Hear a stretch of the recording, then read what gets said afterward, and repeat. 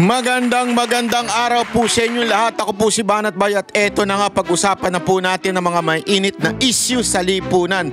At ngayong araw na ito, lumabas na ho yung part 2 ng Zaldico episode.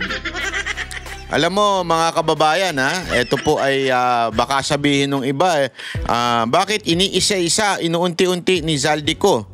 Alam nyo, kahit ako, hindi ko rin ho alam. Hindi ko rin alam kung bakit iniisa-isa niya, pero gayunpaman, napaka-importante ng atin po itong tignan at atin po itong pag-aralan. Kasi yung iba, nung nabanggit si Marcos, biglaan na lang na nagduda na kaagad sa kanya. Nagtataka nga ako, nagtataka ako, bakit yung mga pink tae, yung mga pinklawan, mga makakaliwang grupo, mga dilawan, tila iba ang akusasyon nila kay Zaldico. Sigaw sila ng sigaw ng ikulong na yan, mga kurakot, ikulong na yan. Di ba? Ganyan sila ng ganyan. Nung eto na yung isang tao na kasama doon sa sinisigawan nila, nagsalita na at sinabi niyang, "Oy, hindi lang ako. Marami pa kami at ang pinaka nag-utos sa akin ay si Marcos." Bilang unti-unti na hong, isa-isa na ho nila hong pinasisinungalingan, para bagang sinisiraan si Zaldico. Kasi ito, baka sabihin ng iba, bakit naman kayo mga DDS? Bakit naman dati galit kayo kay Zaldico? Hindi, gayon, solve na kayo kay Zaldico? Hindi po kami solve kay Zaldico, baka akala ninyo solve ho kami. Hindi ho kami, I'm not speaking for them, but hindi ho kami happy, ika nga, na ayan na, nagsalita na si Zaldico, ibig bang sabihin maniniwala na kami lahat? Hindi ho. Pero gayunpaman, dito kitang-kita mo na tinumbok niya na yung talagang mastermind. At yung mastermind na po na yan, walang iba kundi si Marcos at si Romualdez. Ang hindi ko maintindihan, bakit tila yung mga pinklawan, yung mga pulahan, yung mga bayaran, yung mga mukhang pera, mga patay gutom na vlogger, ako'y naniniwala ako na talagang sila papalag doon. Diba? Talaga yun ang utos sa kanila, pumalag Diba? Pero ang hindi ko maunawaan, mga pingtain na ito, na okay lang sa kanila na kumain ng suka, hanggang hindi ho bumababaho si VP Sara Duterte.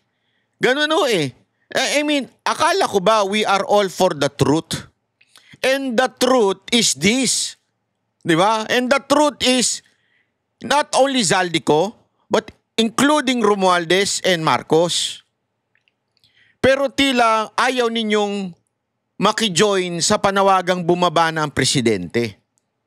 Di ba ho? Yun no ngayon, yung kung sakasakaling bumaba ang presidente, yung vice president ang magte-take over, yun po kasi ang naaayon sa ating batas.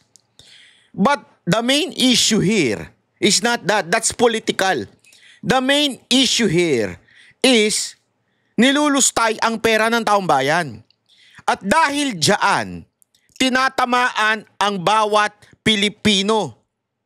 Hindi lang kayong mga putang ina ninyong mga pinklawan, pero lahat tayong mga Pilipino ay tinatamaan, lalong-lalo na nandun sa laylayan. Akala ko ba mahal ninyo yung laylayan? So dapat concern kayo dito.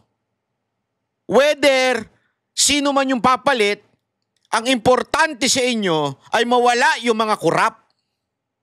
Pero dahil putang ina ninyo mga pinklawang kayo, ayaw ninyo si VP Sara Duterte, so tiisin na lang natin yung magnanakaw. Ganun ang prinsipyo ninyo mga ulul. Yan ang katotohanan Kaya wala talaga akong believe dyan sa mga pinklawan na yan. Wala talaga akong believe dito sa mga, alam mo yun, sa mga Gen Z kuno na sumisigaw dyan na ikulong na yan. Eto na nga, lumalabas na. Tapos ayaw nyo pa. Kung hindi rin naman kayo mga hindot, di ba? Ba't ko nasabi yan? Ipapakita natin Marami tayong ipi-play na mga balita at susuplakin natin. Ha? Pag tama, papalakpakan natin. Pag mali, babanatan natin. Talagang aanuhin natin ito. Hindi tayo papayag.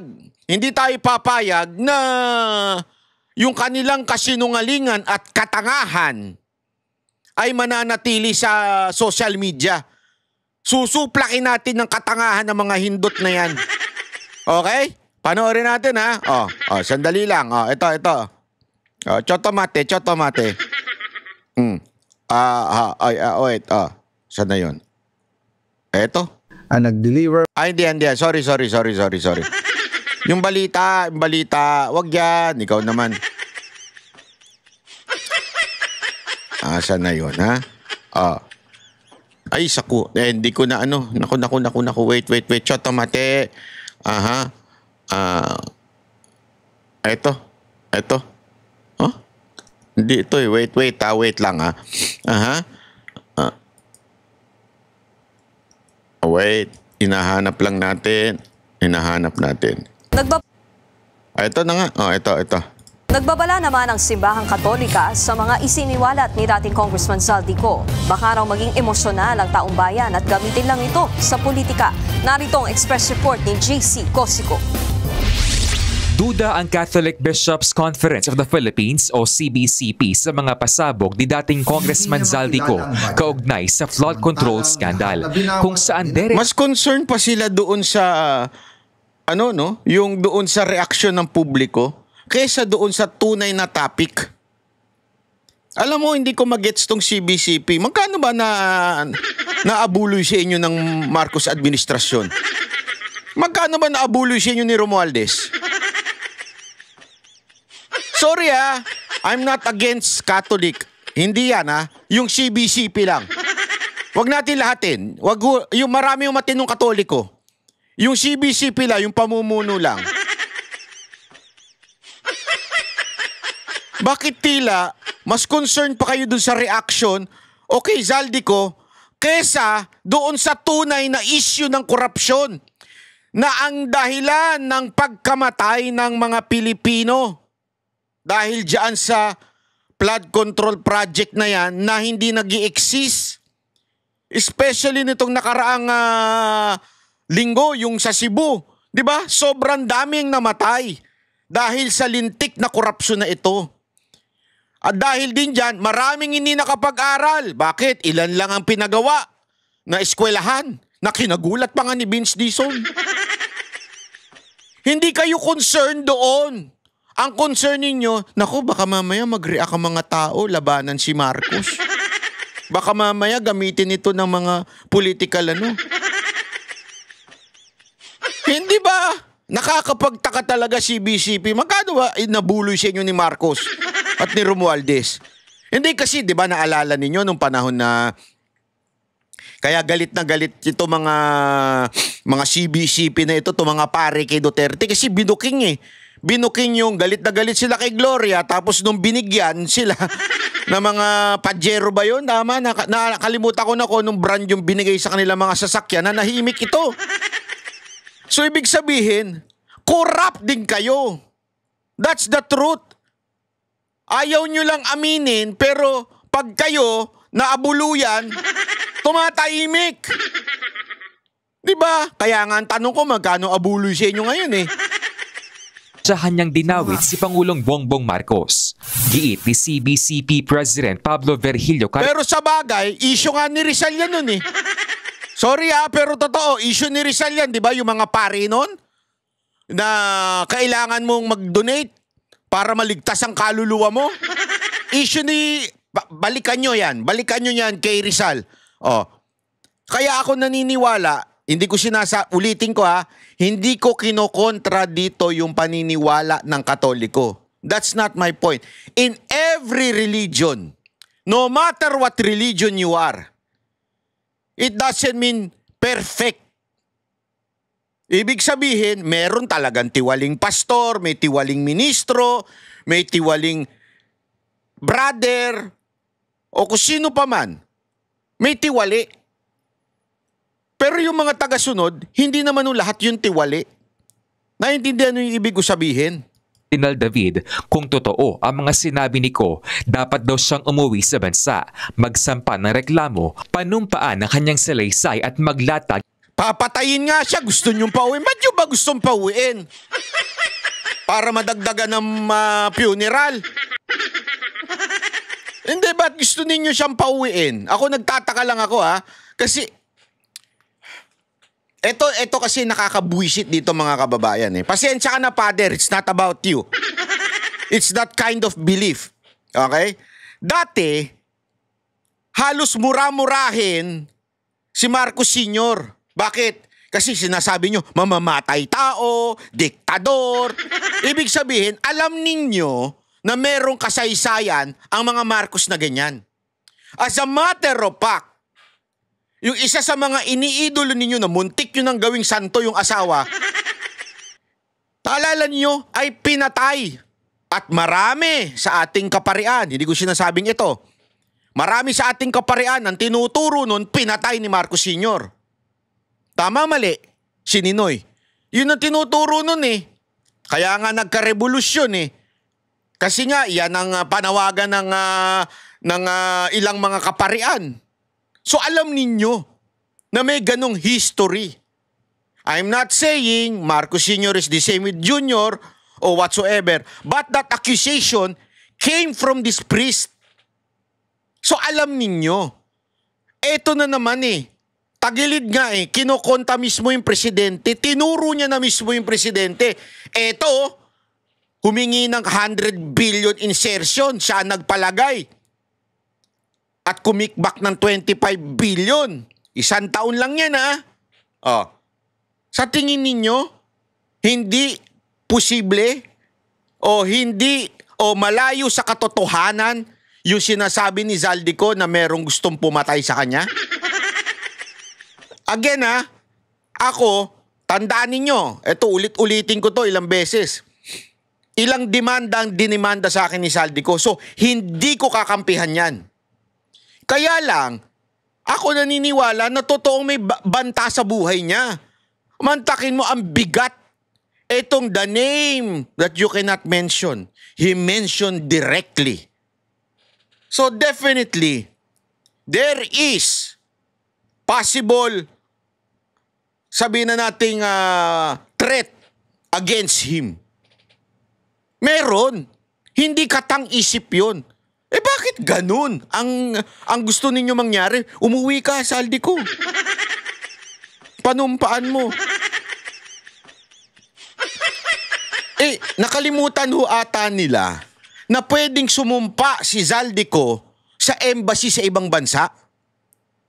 Di ba? Yun nga yung pinagagawa kay Tebes nun eh. Yun yung pinagagawa dun sa mga umaalis. Kung gusto nyo mag-counter affidavit, pwede kayong sumampa dyan sa embassy. Kaya lang, natatakot siya kasi malalaman ng gobyerno ng Pilipinas kung asan siya. Ako, ulitin ko hindi ko pinoprotektahan, hindi ko gusto si Zaldico, definitely hindi ko siya kakampihan at hindi ako naniniwala 100% sa sinasabi niya. Pero yung pagtutuligsa against doon sa sinasabi kay Zaldico, bakit? Porket nabanggit si Marcos? Kaya tuloy yung mga netizen, nagdududa dito sa CBCP. Ano ba, naabuluyan ba kayo? Ba't ganyan ang tono nyo ngayon? Dati hindi kayo ganyan kay Marcos. Galit na galit kayo kay Marcos dun, ba't ngayon ganyan na? Ng matibay na ebidensya, hindi raw sapat na maglabas ng pahayag sa social media. Ang mga ganitong akusasyon dapat daw iharap sa mga ahensyang may kapangyarihang magsiyasat. Nagbabala ang CBCP sa publiko na maging maingat sa anumang pagsasamantala sa isyong ito. Lalo na raw kung inilalabas ito sa panahong pwede itong magpasiklab ng emosyon at maka-impluwensya sa politika. Naniniwala naman si Senate Blue Ribbon Committee Chairperson Ping Lacson na walang bigat ang mga isiniwalat ni Ko. Hindi naman siya under oath eh. Pumunta siya rito. Ito na ang protector. Protector. Hindi naman daw siya under oath. Di ba? Oath siya. At sabihin niya yung statement yan. Meron ako ibabalita sa inyo mga kababayan. Ito, kwento-kwento lang sa amin ito. Meron kaming source na nabalitaan namin, kinuwento sa amin. Kung titignan mo yung mga panahon, mga pangyayari nung mga nakaraang araw, 'di ba sinabi na ni Amy, sabi ni Amy, merong magte-testify. At eventually sinabi niya na nga si Zaldico via Zoom. Yun din na sinabi ni Lacson nun. Meron siyang matinding witness. Di ba? Siya yun eh. Si Zaldico yun. Via Zoom. Kaya lang, ang balitang narinig namin, Lacson, sagutin mo ito kung totoo to. Hindi ah. Ako tatanong ko lang sa'yo. Ang nangyari daw nun, binigyan ng script si Zaldico. Tapos, ayaw niya yung script na ibinibigay sa kanya. Hindi ko alam kung ikaw, Lacson, na nagbigay nun. Ikaw ba nagbigay nun? Merong script na ibinibigay sa kanya para sa kanyang testimony doon sa Senado, pero hindi niya tinanggap. Ayaw niya. Dahil daw doon, allegedly, di umano, na kaya ayaw na ni Lacson ipatestify si Zaldico. Kaya pansinin ninyo, yung unang mga bitaw ni Lacson, meron siyang surprise witness. Tapos biglang, asan ni surprise witness? Wala. Akala pa nga nung iba, si Gutesa yun eh, na magre-recant ng kanyang sinabi. Hindi. So asan na yung surprise witness mo na yun? Lacson. Hindi, isipin nyo mabuti. Kaya tuloy, parang nakapani-paniwala yung kinuwento sa amin. Na binigyan siya ng script, hindi niya binas, ayaw niya, kaya hindi na siya pinag-testify, hindi na siya pinayagang mag-Zoom. Tapos, kaya na lang siya naglabas ng video. Kasi hindi pinayagan siya maglabas ng sarili niyang saloobin. Ganun daw nangyari. Ang tanong, Lacson, bakit hindi mo tinuloy yung Zoom kay Zaldico? Bakit hindi mo tinuloy yun? Ikaw ba nagbigay ng script na sablay? Script para iiwas si Marcos? O iiwas yung kaibigan mong si Romualdez? Bakit? Bakit hindi tumuloy si Zaldico nun? Yung totoo, Lacson, ikaw sumagot. Tapos ngayon sasabihin mo kailangan humarap siya. Kung kailangan pala, ba't di mo pinaharap dyan? Ako nagtatanong lang naman ako sa'yo, Lacson, ha? Yun ang may probative value. Dinepensahan din ni Navotas Representative Toby Tiangco ang Pangulo. Wala raw logic ang sinabi ni Ko na budget insertion ni PBB Ano nangyari doon? Ano nangyari? Tuloy. sa 2025 national budget. The budget comes from the executive, di ba? Kung may mga proyekto na gusto ilagay si Presidente doon, dilagay niya na yun sa NEP. Bakit pa naman niya iintayin yung BICAM para ilagay yung mga projects na yun, no? That doesn't make sense. So, hindi dapat paniwalaan yun. Sabi naman ng Department of Tatablay natin yan. Ipapaliwanag ko sa inyo unya-unya. Justice, magagamit lang ang mga pahayag ni Ko kung isusumiti ito bilang ebidensya sa mga reklamo laban sa kanya. Ang video po kasi iba yung iba yung rules on admissibility for photo electronic evidence. So pag file po niyan, it's not as simple as a written document, for example, that has to be notarized. Hindi naman po na-notarize ang video. Siyempong nagsalita si Ko 2 araw bago ang ikinakasang mga rally sa linggo ng Iglesia ni Cristo at ilang retiradong sundalo. Tingin ni UP Political Science Professor Antonio Contreras, posibleng may koneksyon ito sa rally. Bakit parang may agenda siya? Pakonek yan doon sa isang mga rally na magaganap. Posible na baka may koneksyon na siniset up yung narrative. Ang tanong dito, sino magkukontrol ng narrative? Sino kumokontrol kay... Si Duterte na naman yan. Isa pa ito eh. Bitter ito kay Duterte. Alam ko kung bakit. Pero hindi ko na sasabihin dito. Zaldico. Nagbabalita mula sa Frontline, JC Cosico. Yan kasi yung nila eh. Yan yung kanilang dalawang argumento ngayon. One, meron daw nagkokontrol dito kay Zaldico. At yan daw yung makikinabang ng kung sakasakaling matanggal si Marcos, sa tingin ninyo, kayang kontrolin ni Duterte yan?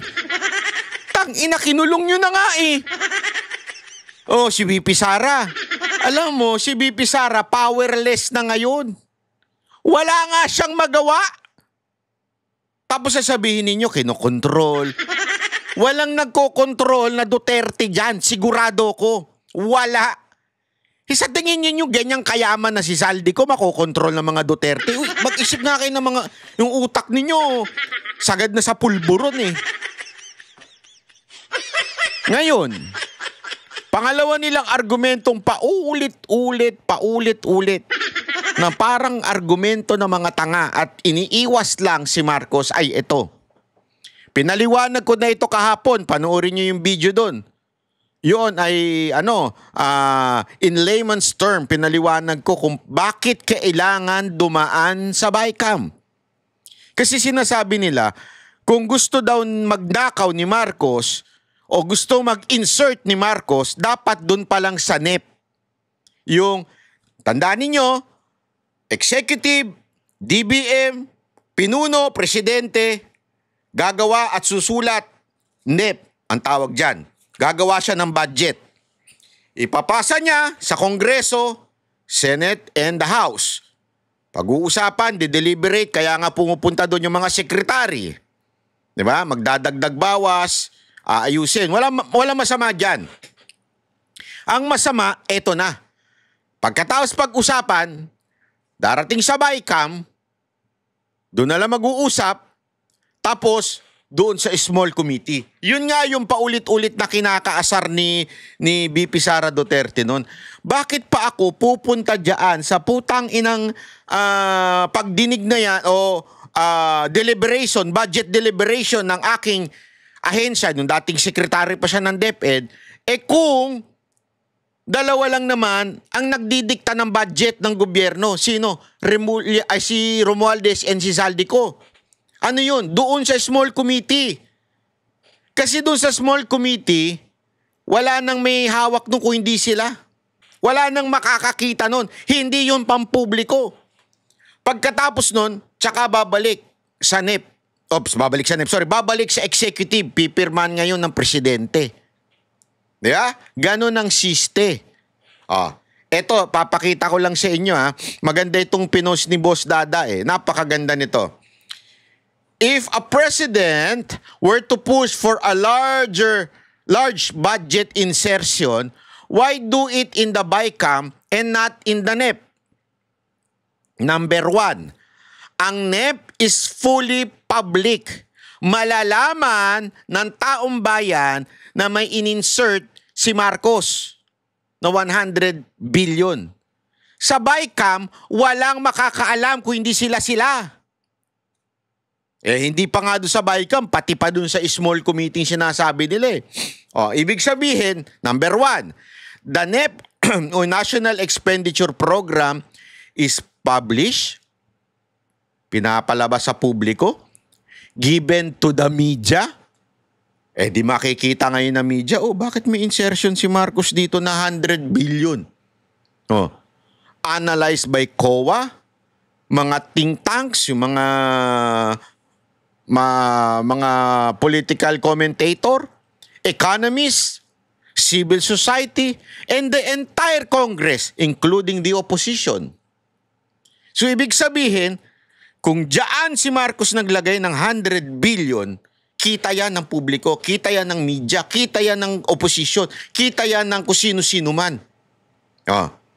Sabi nga, anything placed in NEP is visible from day one and be questioned for months. Remember, kung simula, NEP, sinulat na ni Marcos 100 billion. Ipapasa niya sa Senate yan and sa House. I-deliberate. Makikita ngayon ng mga oposisyon na senador, mga oposisyon na congressman, bakit may 100 billion dito? O diyari si Marcos, tama, mali. The BICAM, on the other hand, is behind closed doors. Gago! last only a few days. Kasi doon sa isa, matagal. Mabubusisi talaga. Dito, mabilisan lang. Fast food lang ika nga. Involves only a handful of people, produce a final document with no line-by-line transparency. Ibig sabihin, basta in-insert lang, hindi na ngayon malalaman na si Marcos ang nag-insert. Nakita ninyo? Insertion in the BICAM is harder for public to see. Yon. Hindi pa na nagtatapos. Number 2. BICAM avoids long hearing and public debate. Wala nang debate dyan kasi tapos na. Kasi yung sa pagsanip, de-deliberate pa yan. Tatanungin yung Office of the President, bakit may 100 billion dito? Dito, wala na yan. If something is placed in the NEP, each agency's question, legislators can grill DBM, media covers it, opposition can challenge it, expert can flag it. If placed in BICAM, no plenary hearings, no televised questioning, fewer people can object, less resistance, faster approval. Gago! Nakikita ninyo? Ngayon, kayong mga ulul na nagsasabing, bakit hindi muna, kung talagang gusto mag-insert ni Marcos, ba't hindi niya in-insert sa NEP? Ayan na sagot. Huwag kayo maging tanga o tanga-tangahan. Sabi nga, BICAM changes are shared responsibility. If something is in the NEP, it is clearly authored by the executive. Ibig sabihin, pag nasa NEP, kasi doon nagsimula yun sa NEP, sa executive. Ibig sabihin, obvious. Presidente naglagay niyan. If something appears in the BICAM, ang pumirma niyan yung House. Ang pumirma niyan, Senate. At yung DBM, umagri lang. So, wala silang direct pananagutan. Yung DBM, under executive yun. Under kay Marcos yun. So, wala silang pananagutan. Pwede nilang magturo. Hindi. Pinirmahan ng House. Hindi. Pinirmahan ng Senate.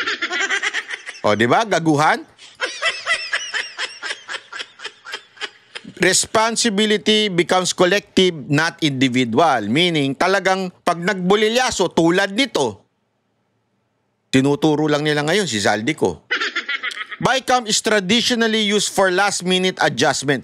For decades, across many administration, the BICAM is where realignment, addition, deletion, at political negotiation take place. It's widely known as place where the final deals happen. Nandiyan na yung alam mo na. Pre, paano sa atin dyan? Siguro din mo meron tayo dyan, ha? If someone wants a big addition, BICAM is the most practical. Wala pa dito yung small committee, ha? Remember. Kaya nga galit na galit yung iba dyan. Kasi after sa BICAM, meron pang nag-exist na small committee. Mas maliit pa dun sa BICAM. At doon, nagkaroon ng magic.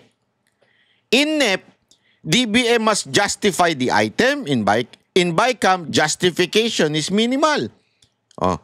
Any project in NEP must have documentation, feasibility studies, agency request, program rational. Sa BICAM, additions do not require same paperwork. Wala na. Para bagang sa pagkuha ng mga permit, kahit no-show ka na dyan. Basta may pera ka, ayos na yan. They can be inserted through negotiation, justification is minimal or political. Gago! BICAM lowers the documentation burden. Conclusion, general neutral answer. If president or any powerful actor wanted a large insertion to pass, quietly, ayun. Yung parbaga nagbubulungan na si Marcos at si Romualdez. Alam niyo yung picture na yun? The BICAM is preferred venue because less transparency, less debate, less documentation, faster approval, diluted accountability. Di ba? Saan ka pa? Tanungin kita ngayon. Sige. Kayong mga nagtatanga-tangahan o di kaya sadyang tanga lang, tanungin ko kayo ngayon. Saan mas maganda mag-insert? Sa NEP o sa BICAM? Sagot! At yan ang tanong natin para sa 3 GCash na mananalo ngayong araw na to. Akala nyo sa ending, ha? Hindi pa tayo tapos, pero hindi ko sa ending ilalagay sa gitna. Kasi iba, pino-forward lang sa ending, eh. Saan mas madali maglagay at hindi kapansin-pansin na insertion? Sa BICAM o sa NEP?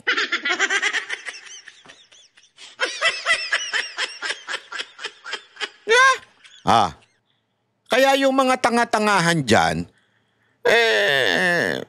anuhin nyo na. I-drop nyo na yung argument na yan kasi lalo lang kayong nabubuking, eh. Di ba? Lalo lang kayong nabubuking dahil sa mga ganyan ninyong dahilan. Halatang, iniiwas lang si Marcos. Alam mo, bakit ganire? Kaya kwento ko lang sa inyo. Kasi may nabalitaan tayo. Ito, mga natin dito, mga sources natin dito, hindi puting ahas, ha? Hindi galing sa mga chismosa lang. Ito talagang galing sa kaloob-looban. Hindi ko na lang sasabihin. Galing sa balun-balunan ito. Ha? Meron tayong nabalitaan. Ewan ko kung totoo. May malalaman natin yan sa part 3, part 4. Ngayong part 2, meron tayong na-observe na wala dun sa part 1. Dun sa part 1, hindi nagmalinis si Zaldico. Basta, pinasabog niya. Ang budget na insertion ay galing kay Marcos, pinadaan through the speaker. Then yung pinaka-summary nung part 1, eh. Yung part 2, ang pinaka-summary, yung 100 billion na insertion, 25 billion doon kay Marcos at diniliver through yung mali-maleta, kaya naglabas siya ng picture doon. And, bigla niyong pansinin to, wala daw siyang nakuha. Bago! Diyan sa bagay na yan, hindi ako naniniwala kay Zaldico. Hindi ako naniniwalang wala siyang nakuha. Sabi nga ni Coach Oli, panoorin niyo si Coach Oli, magaling din ang kanyang analyzation. Sabi niya, maaring wala siyang nakuha doon sa 100 billion. Pero baka binalatuan lang siya. Pwede. Ayaw lang tawaging meron siyang nakuha o yung may percentage siya doon. Pero may balato siya. Which we do not know. But ako, personally, I do not believe na wala siya doon. Wala siyang nakuha. Pero itong matinding info na nanggaling sa kaloob-looban, dun sa balon-balunan, ang sabi, ang siste, nagkakaroon na daw ng bangayan between Romualdez and Marcos. Nagkakaroon na daw ng turuan. Nagtuturuan na sila ngayon. Kung sinong may kasalanan. Si Marcos takot kay Romualdez. Okay? Kaya nga, kung papansinin nyo, nung tinanong siya, tumawa-tawa na lang siya. Alam mo naman, pag nagsisinungaling si Marcos, tumatawa yan, eh. Pag hindi niya alam ang sagot, tatawa yan.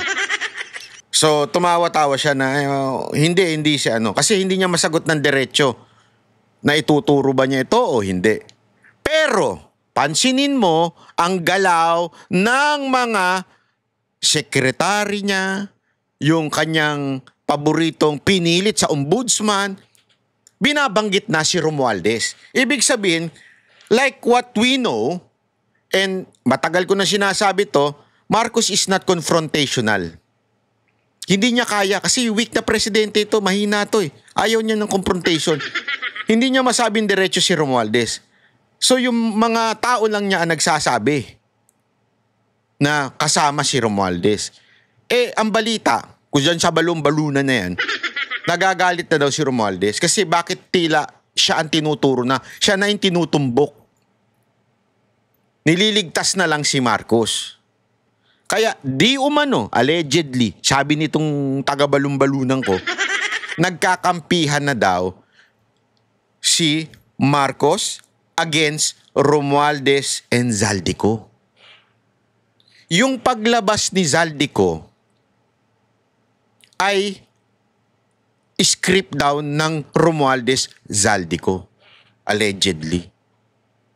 Ibig sabihin, kung papansinin nyo, kaya nga nung pinapakinggan ko na maigi, paulit-ulit kong pinakikinggan, tila ang punot dulo, palagi na sinasabi ni Zaldico doon sa part 2, galing ang insertion kay Marcos at si Romualdez parang walang kinalaman at para bagang tinanong lang niya si Romualdez, ano bang gagawin natin dito? Ang sabi daw ni Romualdez, kailangan yan. Para bagang sinasabi ni Zaldico dun sa kanyang video na si Romualdez, hindi siya yung mastermind. Ang sinasabi lang niya, oo, kino-confirm lang niya na si Marcos ang nagpa-insert ng 100 billion. But not him. Panoorin nyo na maigi. Kung matalas ang inyong isip, aba oo nga. Diba? Pansinin ninyo mga kababayan, walang sinabing direkta si Zaldico na hindi. May utos to si Romualdez. Na siya mismo nagsabi, nakawin ko ito. Walang ganun eh. O siya mag-insert. Hindi. Parang kinu-confirm lang niya kay Romualdez, tinanong lang niya kay Romualdez, anong gagawin natin? Anong ano? Wala tayong magagawa. Yan ang hari. Yan ang utos ng hari. Parang ganun lang.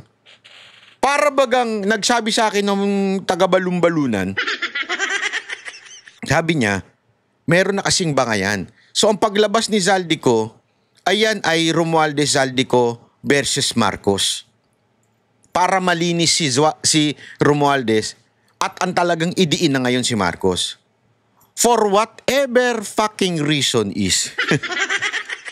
I don't care kung magbangayan sila, mag-away sila. But one thing is true. Tama yung sinabi ni Gutesa na nagdi-deliver ng mali-maleta. At sabi nga ni VP Sara Duterte, it is not odd for Romualdez about mali-maleta. Kasi nasangkot na daw, di umano, itong si Romualdez, dyan sa Delaware, sa Amerika, na maleta rin doon sa Okada. Diba, na issue. Kaya sabi nga ni VP Sara Duterte, hindi yan masasabi mong imposible. Kasi may nasangkutan na si Romualdez na mali-maleta din. Yun ang isang importante sa akin. Hindi ako naniniwala sa 100% na sinasabi ni Zaldico na wala siyang natanggap, na kinonfirm lang niya kay Romualdez. Hindi ako naniniwala doon. Ito'y sit-in. Ito'y pinag-usapan. Alam mo yon, 3 kayong nag-usap-usap dyan. Hindi ako naniniwala na inutusan lang kayo. Diba? Hindi ako naniniwala, 3 kayo dyan at pinagplanuhan yan. Sa tingin ko, opinion ko ito. I can be wrong, but it is my opinion na sa tingin ko ganun na nangyari. Nag-usap-usap kayong 3, ngayon na nagkakabukingan na, kanya-kanya na kayong laglagan. Kasi ganun naman talaga eh. Sabi nga nila, pwede ba yun? Yung magpinsan, maglaglagan? Aba, subukan ninyo malunod. Subukan ninyo. Nasubukan nyo na malunod. Kahit siguro yung jowa ninyo o yung kabit ninyo, pareho kayo nalulunod, baka tungtungan mo yun eh, hanggang malunod na yun eh. Iligtas mo lang yung sarili mo. Ganun ang yan ang tinatawag na survival instinct ng tao. Kahit sino pa, basta mag-survive siya. Kahit magulang niya pa yon, basta mag-survive siya, gagawin niya. Yan ang survival instinct ng human being. So, ano ba naman to? Sa tingin nyo, may moral pa ito mga to? Hindi ko aano niya kasi pinsang ko yan. Wala nang ganyan-ganyan yan. Pera-pera na to, Brad. At saka, ang usap dito, yung himas-rehas na. Nanakot na eh. Nanakot niya isang Rimulya. Sinabi niya, prepared na sa inyo itong kulungan nyo, ha? Di ba? Prepare na to. May banat pa si Marcos na, marami magpapasko sa bilangguan. Nagdilang anghel ang walang niya. Mukhang siya yun. Di ba? But still, yun yung sinasabi natin eh. Maybe it's not 100% the truth. Pero ito yung fact na hindi mo maaalis. Ano yon? Halimbawa, ito. Ipapakita ko sa inyo. Ito. Anong kulay nito? puti. It's a fact. Okay? Kahit anong paliwanag mo, puti yan. Pwede mo sabihin, dirty white yan. Mashed potato yan. Ano mashed potato? Hindi nyo alam yon. Potato at saka mashed potato. Ha? Ano yon? Potato, hindi, potato, mashed potato. Corny mo, banat ba? Ayop ka. Gago! Ang ibig ko lamang sabihin, hindi nyo pwedeng baguhin ang fact na ito'y kulay puti. Okay? Pwede mong i-argue na, hindi, ano yan medyo dirty white yan. Hindi, ano yan, ibang klaseng white yan, glossy white yan. Hindi, matte white yan. Oo, pwede mong i-argue yan, pero hindi mo maaalis na kulay puti ito. Nangigets nyo? Ano ibig ko na sabihin? Ganito lang kasimple. Kung sino man na may kasalanan doon sa tatlong hindot na yun, hindi mo maaalis na may korupsyon na nangyari noong 2025. Actually, hindi lang 100 billion eh. Kasi kung papansinin ninyo, di ba, like yung sa PhilHealth, yung binawas doon, tinanggal doon, yung ilang eskwelahan lang ang nagawa, ibig sabihin, this is the most corrupt budget. It's a fact.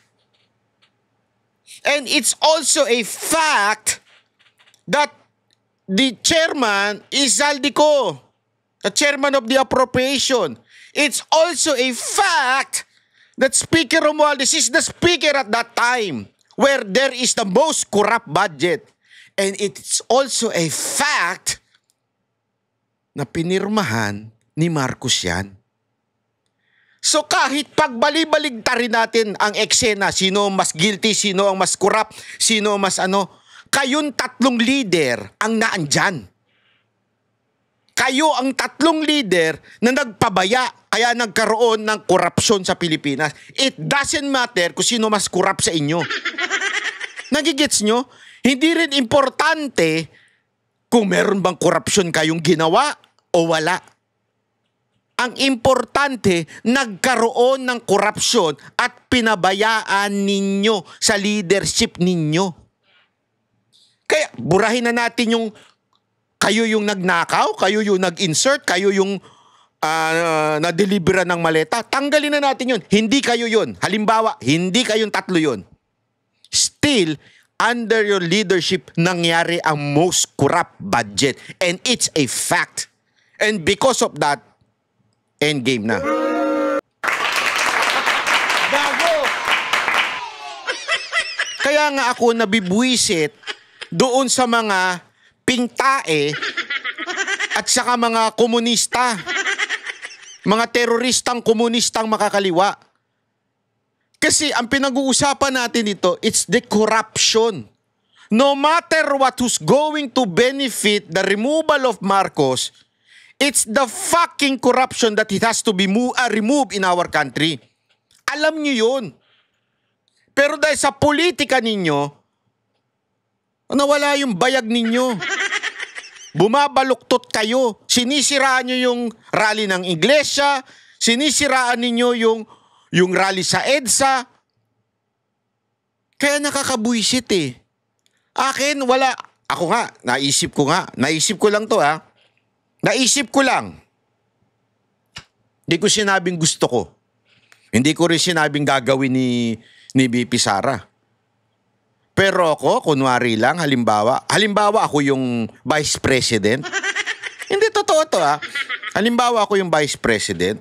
Hindi ko sinasabing dapat gawin ni Sara to ha. Kunwari lang ako yung Vice President, I will resign. To show my sincerity na okay, ayaw nyo ako. Okay, baba ako. Pero let's jail the president. Hindi, ako para sa akin po ito, hindi ko sinasabing yun ba ang tama o yun ba ang kailangang gawin ni VP Sara Duterte. Kasi may mga bagay akong hindi alam. Na alam niya at kung ano yung mas magandang mas makakabuti sa ating bansa. At may tiwala ako kay VP Sara Duterte. Merong kwento si Boss Dada. Panoorin nyo mamaya. Basta. Pinanood nyo ba yung Vox Populi? May kwento si Boss Dada doon na matindi about BP Sara Duterte. And BP Sara Duterte must be the next president kung gusto ninyong bumangon ng bansa natin. Pero gayon pa man, para sa akin, ko yun ha. Resign ako. Para lang, sige. Sigaw tayong lahat ng Marcos resign. Mag-resign na ako ngayon. Kung talagang korupsyon ang issue ninyo o baka nabayaran lang kayo ni Marcos. Or baka nakikinabang kayo sa korupsyon. Hindi, kasi ganyan ang, tandaan ninyo, ang mga dilaw, may ganyang history. Ang mga dilaw, hindi naman talaga sila tunay na yung para sa bayan. Magkay maniwala dyan sa mga hindot na yan. Lalong-lalo na yung mga teroristang komunista na yan. Huwag kayo maniniwala dyan. Puro sinungaling yung mga animal na yan. Kaya hindi ako naniniwala na sa panawagan nila, hindi ako naniniwala. Mga corrupt din niya, mga hindot na yan. Nagkataon lang, hindi sila nabigyan ng todo-todo. Kaya, alam mo na, sigaw-sigaw sila dito ng ikulong na yan, mga kulangot. Totoo. Syempre, tatanga-tanga naman yung mga Gen Z. Anong alam niyan? Yung mga Gen Z na yan, tanungin mo kung ano issue, ipaliwanag mo sa kanila yung NEP and BICAM. Wala, hindi nila maintindihan yan. Kasi yung alam lang niya, mag-TikTok, mag-Starbucks. Wala namang masama sa Starbucks, ha? Marami kasi sa mga Gen Z ngayon, yung ano nila, yung karunungan nila, nakikiuso, nakikigeng-geng lang. Pag pinaliwanag mo ng issue, aanga-anga na. Pero naniniwala ako, yung mga Gen Z pasosyal na sinasabi ko, marami pa rin kabataan, kasi maraming kabataan na umattend ng INC na rally, na alam nila. Kaya nga alam mo, mas may tiwala ako kasi nakapunta ako sa rally dyan ng INC itong nakaraan, yung milyon-milyon. Nakapunta ako dyan at nakita ko talaga, natanong ko yung mga tao, alam nila ang dahilan kung bakit sila naandun. Tanungin mo yung mga kasama ng mga komunista, walang alam yung mga yan. Maniwala kayo. Pakinggan natin to ha.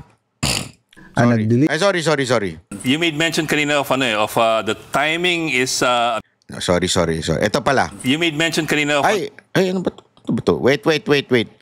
Mabigat ang mga binitawan ni Saldico, pero anong pagtitimbang mo doon sa mga binitawan niya? Among them, of course, 100 billion in insertions by the President himself, the source of the NEP to begin with, and yung kickbacks by the President. Well, una ay hindi natin dapat i-outright i-reject yung testimony ni Saldico. Diba? Dahil very dramatic yung kanyang pagsulpot. Pero at the same time, hindi rin natin kaagad dapat tanggapin en toto yung kanyang sinabi. Dahil medyo may mga sinabi siya na medyo weird lang ng konti. No, konti lang. Halimbawa, ngayon lang ako nakakita ng presidente na gagawa ng insertions sa sarili niyang budget. Diyan pa lang, meron ka ng problema sa statement mo, Llamas Ngayon lang ako nakakita ng presidente na ilalagay niya insertion through BICAM, hindi sa sarili niya. Ngayon din lang ako nakakita ng presidente ngumingiwi. If you know what I mean. Ngayon lang din ako nakakita ng presidenteng wala namang ginawa, nanalo. Hindi nga maayos yung Ilocos Norte. Ngayon lang din ako nakakita ng presidenteng kahit yung ama niya, hindi bilib sa kanya.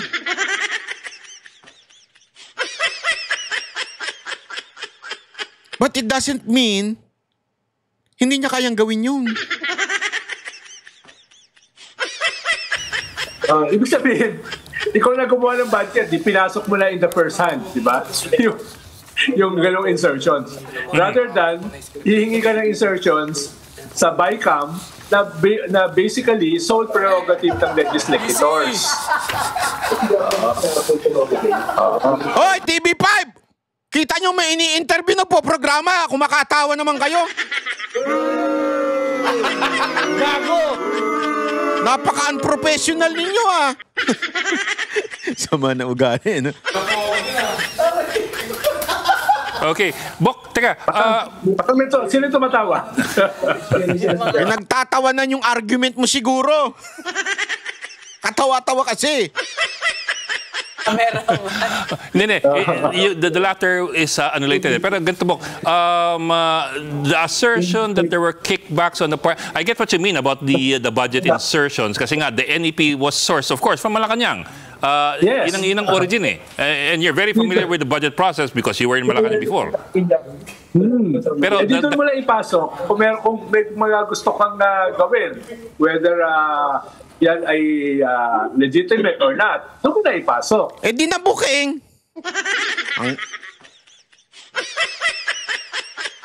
Naturingang matalino daw ito. Pero ganun ang ano.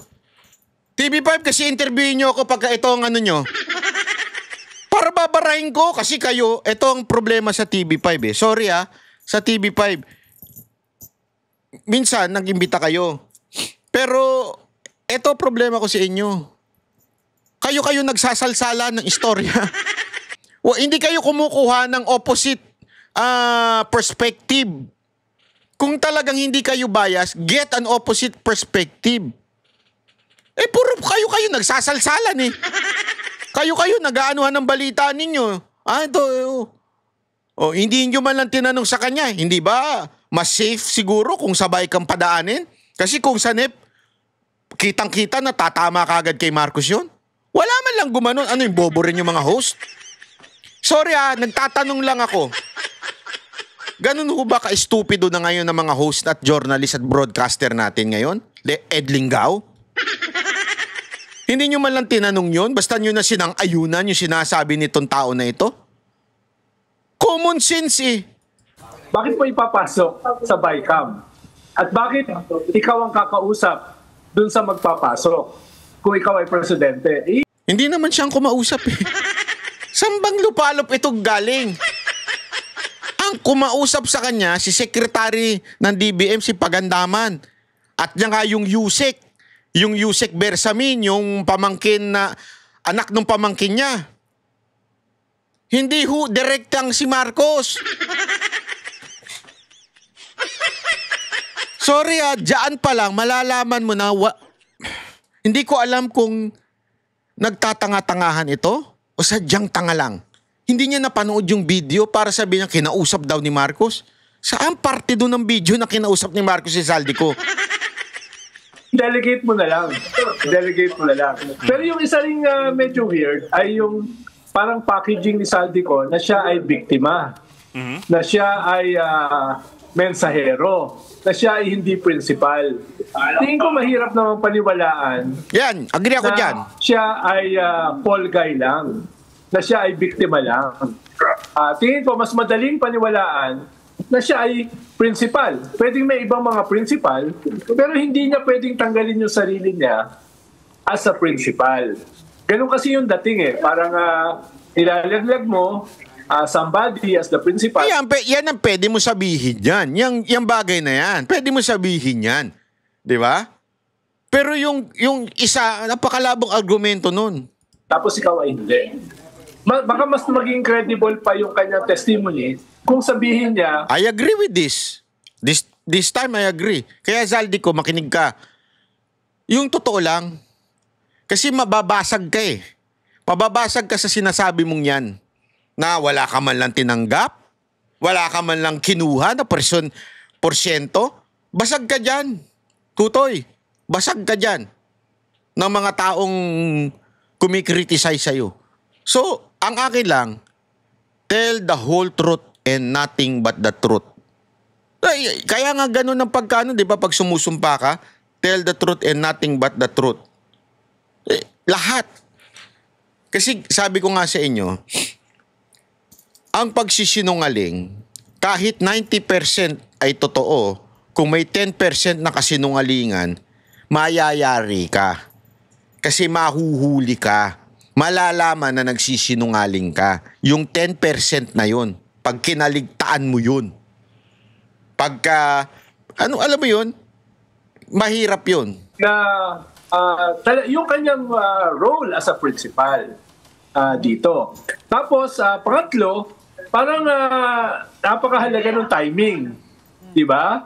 Napakahalaga ng timing niyang kanyang testimony. Una, 2 days ago, sinabi niya ni Aimee na magte-testify si Saldico. Okay. No? So, ibig sabihin, paano nalaman ni Aimee? Politically, magkaiba dapat sila ng political alliances ni Saldico. Ibig sabihin, alam ni Aimee na parang bumaliktad na si Saldico.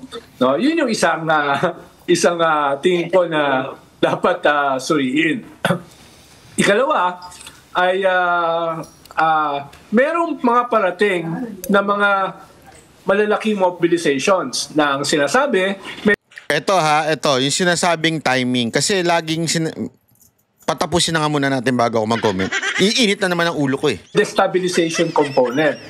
So ito ay parang designed as a trigger para doon sa next week.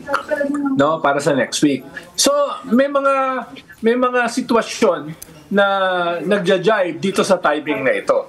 No, without undermining yung content ng testimony, parang ito yung mga humahalo humahalo rito. Parang medyo magkaroon ka ng counting question mark.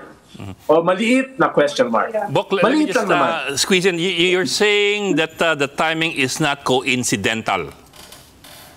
Yes. Lalo na sa Pilipinas ay hindi ganun karami ang coincidental. No, Hindi, agree ako na baka tiniming ni Saldico. But still, it doesn't make it total lie. O masasabi natin, kahit ba itiniming niya, so what? Diba? Hindi ibig sabihin, kasinungalingan yung sinabi niya. Maaring tiniis niya for a long time. Tangina diba, sinasabi niya nga, parang ako kasi ang inaano Noong una, sabi, iligtas ako. Tas ngayon, hanggang kaduluduluhan, pinakita pa yung kulungan ko. Hanggang etong recent, kinasuhan na siya. Diba? Actually, hindi nga ako pwedeng tiniming. Pero kung babasahin ninyo, titingnan nyo yung mga pangyayari, si Marcos ang nag-timing. Bakit? Bakit kanyo? Sino ba ang nag-presscon? Tandaan ninyo na una ang presscon ni Marcos bago nagsalita si Saldico. Anong presscon ni Marcos? Hindi na kayo aabot ng Pasko, makukulong kayo? Biglaan nga yun As a matter of fact, nagkagulatan doon kasi may ibang plano daw nanggaling na yun sa bibig ni Auntie Claire. Nanggaling daw sila, may pupuntahan silang supposedly event, si Marcos, pero ang nangyari, biglang nagpa-presscon. Something like that. I'm not sure kung nauna yung event o nauna yung presscon. Di ako sure. Pero that day, nangyari yun. Biglaan. Unplanned yung presscon na yun. Doon nag-presscon at doon sinabi ni Marcos yung plano niya na ikukulong ganyan. So, it was so certain to the point it was the president who's talking na. Kasi before, hindi siya nagsasalita. Si Remulla, kung sino-sino pa, yung sa ICI. But this time, siya na ang nagsalita. At nakita niya siguro, sa tingin ko nakita ni Saldico, sandali. Iba na, usapan natin Yun ang timing. Bakit? Bakit kanyo?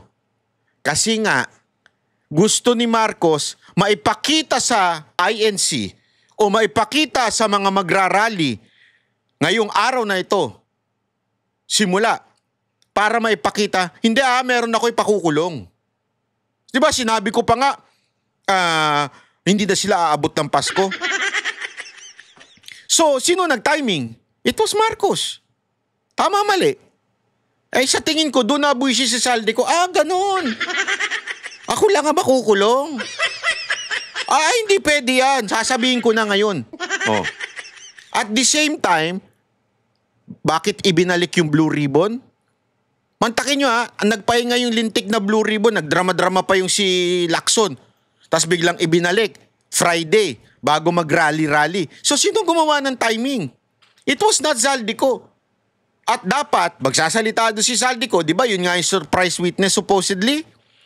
Pero hindi siya pinayagan, kaya nilabas niya na yung video.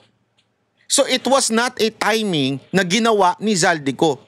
He was pushed to the limit na sandali, ako na to eh. Ako lang to, hindi pwede. Hindi pwedeng ako lang. Sama-sama tayo sa impyerno. Totoo yun, sa tingin ko ganun na nangyari na parang hindi lugi naman ako dito, nangayayat na nga ako dito. Mantakin mo, ito lang ang nagpunta ng ibang bansa na nangayayat. Si Boss Dada pag nagpupunta ng ibang bansa yan eh. Buti na lang ngayon meron na siyang kaya pumayat na. Pero nung galing sa Europe yan, naku po, kataba niya pagbalik dito eh. Oh. Kasi alam mo naman mga pagkain nun, malaki yan talaga eh. Oh. Si Zaldico lang ang nangayayat. Nangayayat na nga ng todo-todo. Tapos siya lang ang mananagot. Ako lang may kasalanan. Hindi pwede yun. So, hindi tiniming ni Zaldico sa tingin ko Pero posible yung sinasabi nito, pero sa tingin ko, hindi niya tiniming yun. Talagang tinulak lang siya doon sa dulo at napuno na yung tao na bakit ako lang. Hindi pwedeng ganun. Damay-damay na. Nito ay by design.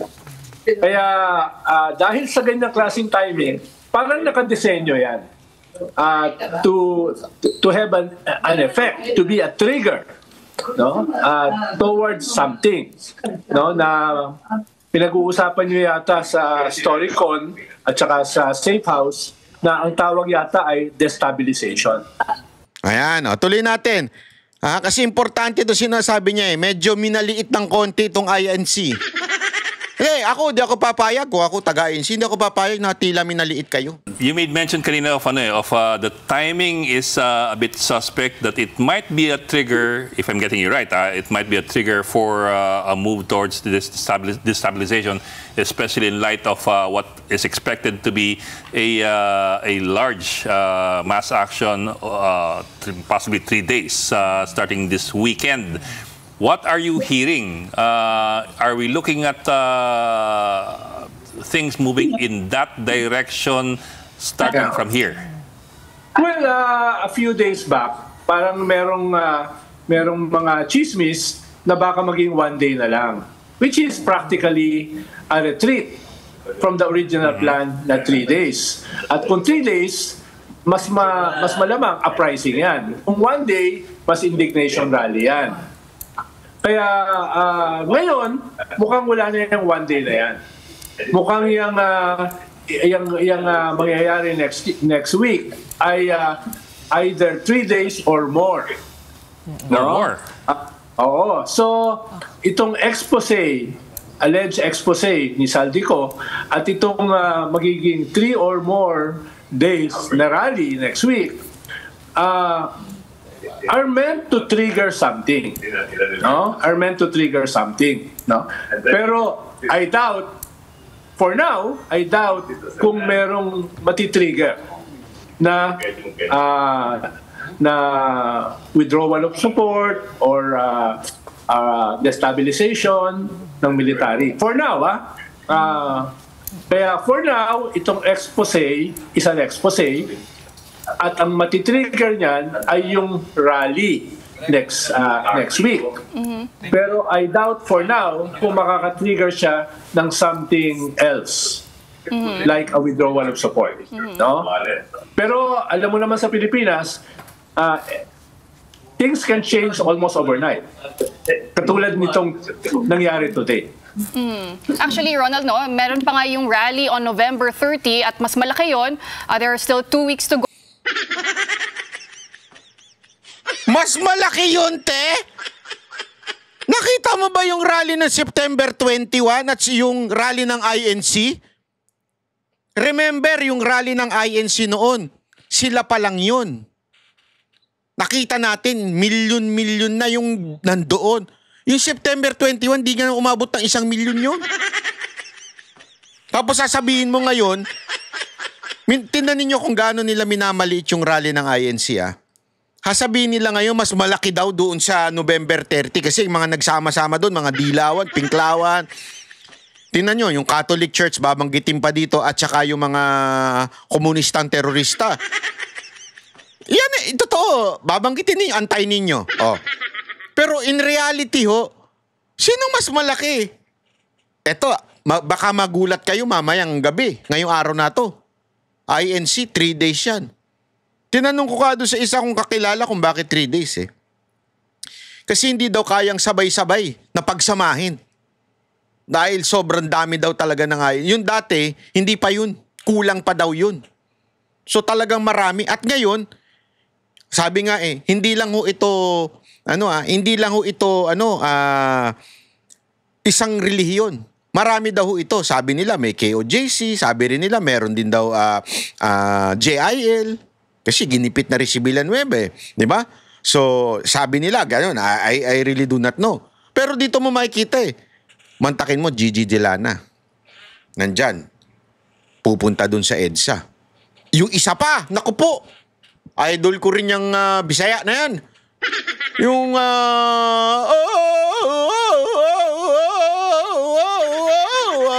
yung kumanta nun. Kilala niyo yun? Ha? Si Elias TV. Ito ba si Elias TV? YouTube channel ba ito? Hindi, biro lang. Kasi parang Boss Dada TV. Hindi. Totoo. Kaya nga ako pupunta doon. Gusto ko makigan.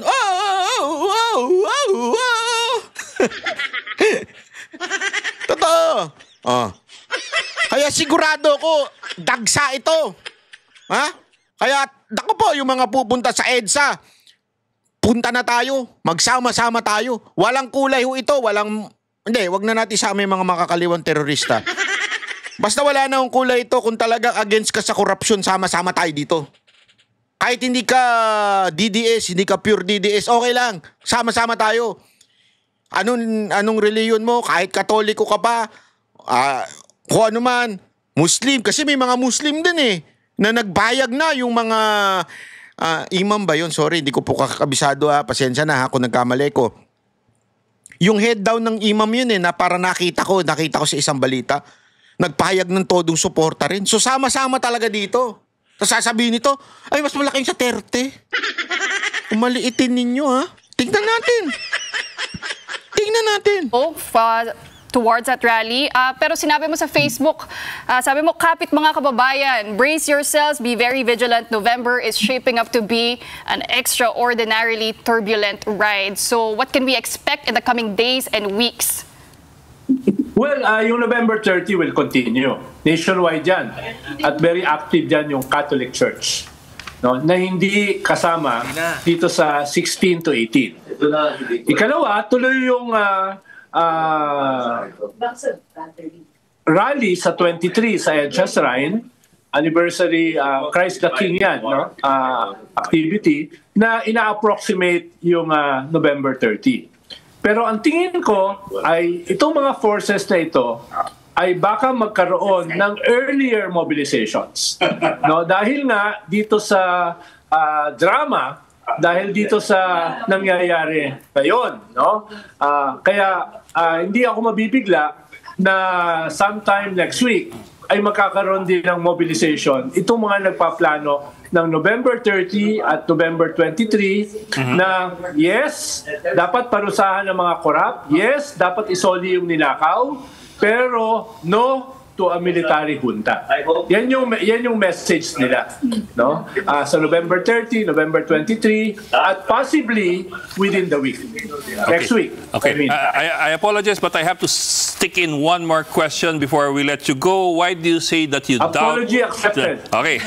Well, why do you say you doubt that this will trigger anything? When at the same time, you're also saying na baka hindi na one day, baka 3 days na yung rally or more.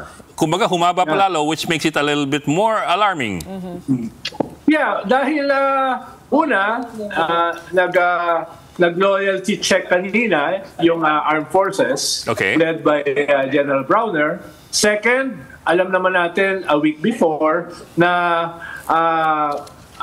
parang nag-hesitate yung mga possible military plotters dahil nga sa statement or dahil sa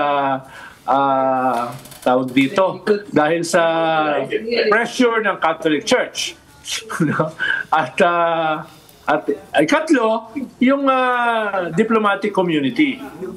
Talagang diin na din. Para bagang minamali talaga nila yung yung rally ng INC. Diin na diin sila doon sa rally ng Catholic Church na sila. Sige, tingnan natin, maliitin ninyo. Silang direct at saka indirect pressures dito sa laban sa isang military junta. Well, I think yung ganyang klaseng pressure is holding. For now. For now, it's holding. Kaya I doubt kung magkakaroon ng military component or a withdrawal of support itong mga rallies na ito kahit mahigit 3 days. 3 days. Okay. Dahil yung pinag-uusapan natin last week, I think ko still holds. Okay. Na ayaw nila yung i-install, ayaw nila yung possible influence ng ating invader sa West Philippine Sea, which is our China. bigger neighbor. Naks naman. Slight yung panat mo, brada. Ayaw daw nila yung i-install at ayaw din nila yung parang influence from the West Philippines, yung invader natin. So parang yung sinasabi, ayaw ng military kay BP Sara Duterte dahil sa maka-China ito. Parang ganun eh. Ayan din ang tawag na mind conditioning. Mina-mind condition niya yung mga military na ganon si BP Sara Duterte. Gago! Si BP Sara Duterte ay isa pong pro-Pilipino. Ayaw niya kaya nga niya ayaw, sa tingin ko kasi narinig ko naman sinabi niya pro-Pilipino siya, hindi siya kakampi sa China, hindi siya kakampi sa Amerika. Yung kapakinabangan ng mga Pilipino, doon siya. Eto naman, napaka-obvious. Galawan nito, halatang pangpinklawan. Okay, I get you there. Pero, Bok, you do remember na as far as loyalty checks go, nobody ever admits that they're going to be disloyal when they do a loyalty check. Yes, kung wala yung context ng simbahan, kung wala yung context ng diplomatic community, ay pwede mong sabihin na, pan lang yan, kaplastikan lang yan. Pero dahil nandun yun, nakakadagdag siya dito sa loyalty check na ginagawa. Mas nagiging credible yung loyalty check na yan. Okay. Bok, maraming salamat Tama ka na. Again, maraming options are on the table. Diba? May nagpo-post ng snap election, may nagpo-post ng succession, may nagpo-post na junta, may nagpo-post na status quo. So maraming possibilities next week. Ayan. So mga kababayan, tayo ganito lang alam mo, etong sinasabi ni Llamas na minamaliit niya. Titingnan natin ngayong mga araw na ito kasi itong araw na ito yan magkakaroon po talaga ng matinding rally at alam mo, ito sabi ko nga sa inyo, wala hong kulay ito. So, sana suportahan natin. Ako, sabi ko nga sa inyo, if I would insist, I mean, hindi. Pangit pakinggan. Wait. Ayoko sabihin naman ganun. Hindi, ibig ko sabihin, mga kababayan, pupunta ako doon, not as a political blogger, not as a Duterte supporter. I will go and support. Tama na. Tangina, kawawa na bayan natin. Tingnan nyo yung presyo ng bilihin. Tingnan ninyo yung baha na nakakamatay na. Tingnan ninyo yung taas ng presyo ng dolyar. Akala ninyo nakakatuwa, hindi yung nakakatuwa yun. Bakit? Mag-aangkat tayo ng krudo, ang taas-taas ng babayaran natin. At dahil dyan, ang tataas lahat ng bilihin. Hindi na ito tama. Droga kaliwat kanan na. Napabayaan na talaga ni Marcos. Whether you like it or not, you cannot deny that fact.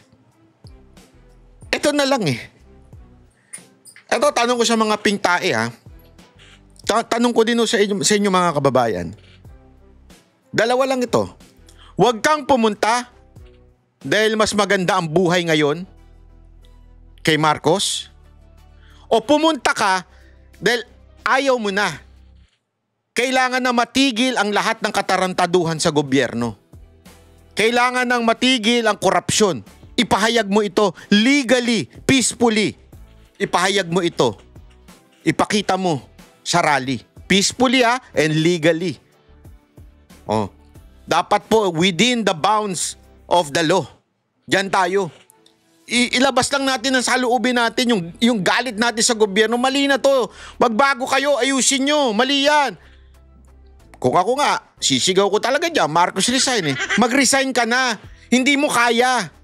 Ganun lang kasimple. Hindi mo kayang pamunuan ng tama ang bayan natin. Dalawa lang Mabuti ba ang buhay natin ngayon o mas masama? Kung mabuti, huwag kayong pumunta dyan. Kung mas masaya kayong ngayon, mas matagumpay ang negosyo nyo, huwag kayong pumunta. Pero kung mas lalong pumangit ang buhay ninyo, mas nasira ang komunidad ninyo, pumunta kayo. Support.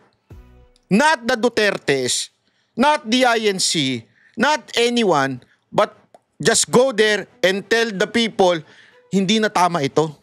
Tell the government, hindi na tama ito. Yun lamang po. Maraming salamat po. Magkita-kita tayo. Yan ang Banateros, boses ng ordinaryo Pilipino. Banateros ay walang